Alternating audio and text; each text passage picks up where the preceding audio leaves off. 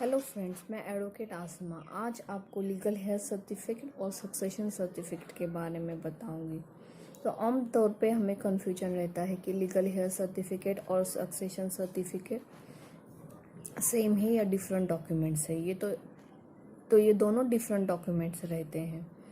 तो जब हमारे घर में किसी हमारे head of the family member की डेथ होती है तो हम इन डॉक्यूमेंट्स के लिए अप्लाई करते हैं। तो पहले लीगल हेयर सर्टिफिकेट, इसके लिए कौन अप्लाई कर सकता है? तो उनकी बीवी, उनके बच्चे, अगर वो नहीं है तो उनके भाई बहन अप्लाई कर सकते हैं। तो कहाँ अप्लाई करना चाहिए? तो हम तहसीलदार के ऑफिस में, लोकल म्यूनसिपाल्टी के ऑफिस में या रेवेन्यू ऑफिस में अप्लाई कर सकते हैं। तो इसके लिए हमें क्या डॉक्यूमेंट्स लगते हैं? तो उनकी डेथ सर्टिफिकेट, सर्विस डिपार्टमेंट से जो सर्टिफिकेट मिलता है वो, पेंशनर पेमेंट स्लिप रहती है वो, एड्रेस प्रूफ कि वो कहाँ रहते थे, रेशन कार्ड जिसमें हमारा और उनका नाम और रिलेशनशिप लिखा रहता है, वो प्रूफ रहता है हमारे रिलेशनशिप का, आईडीज़, उनके हमारी आईडीज़, और एक एफिडेविट 20 रुपीज़ का स्टैम्प पेपर, ये सब हमें सबमिट करना पड़ता है। और ये डॉक्यूमेंट वेरीफाई होने के बाद हमें लीगल हेयर सर्टिफिकेट मिलेगा। तो इससे हम क्लेम कर सकते हैं उनकी पेंशन, अगर सैलरी बाकी है तो इंश्योरेंस, बैंक डिपॉजिट्स, बैलेंस और प्रोविडेंट फंड, ये सब हम क्लेम्स कर सकते हैं। तो इसको हमें लिमिटेशन पीरियड रहता है, 90 डेज़ में हमें अप्लाई करना पड़ता है। और इसी को चैलेंज कर सकता है कि, तो हाँ, हम इसे कोर्ट में लीगल हेयर सर्टिफिकेट को चैलेंज भी कर सकते हैं। और इसकी वैलिडिटी ऑल ओवर इंडिया में रहती है क्या? तो नहीं। तो यह एक स्पेसिफिक पर्पज़ के लिए बनाया जाता है, तो यह हम पूरे इंडिया में नहीं यूज़ कर सकते।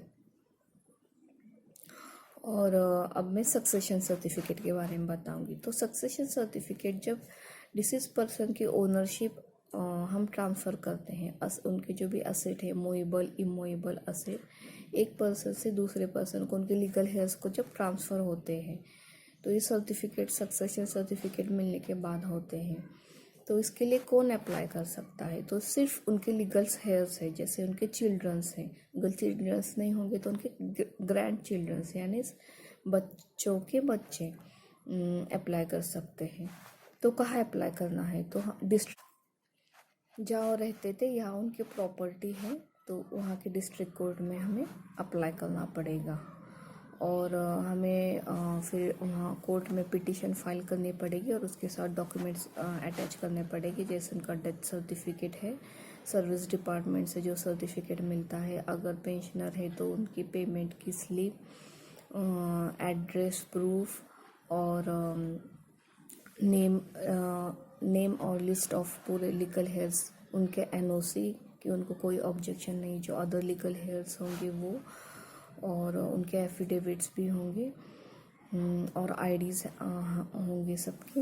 ये सब हमें उस पिटीशन के साथ अटैच करना पड़ता है। साथ में हमें कोर्ट फी पे करनी पड़ती है, 2 से 3% ऑफ टोटल इस्टेट, जितने भी वैल्यू होगी पूरे इस्टेट की जिसे हम क्लेम कर रहे हैं ओनरशिप के लिए, तो उसकी 2 से 3% हमें कोर्ट फी पे करनी पड़ती है।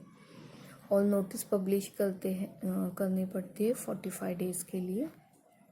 किसी का अगर ऑब्जेक्शन आता है तो हमें वेट करना पड़ता है, अगर नहीं आता तो फिर पूरे डॉक्यूमेंट का वेरिफिकेशन होने के बाद हमें हमारा सक्सेशन सर्टिफिकेट मिलता है।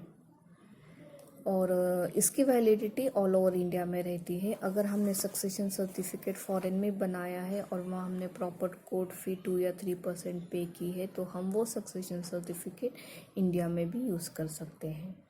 और इसको अप्लाई करने के भी लिए लिमिटेशन पीरियड है। अकॉर्डिंग टू हाई कोर्ट में 3 इयर्स का पीरियड रहता है सक्सेशन सर्टिफिकेट के लिए अप्लाई करने के लिए। और आपको लीगल हेयर सर्टिफिकेट और सक्सेशन सर्टिफिकेट के बारे में कुछ जानकारी चाहिए तो मुझे कमेंट बॉक्स में बताइए। और वीडियो देखने के लिए थैंक यू।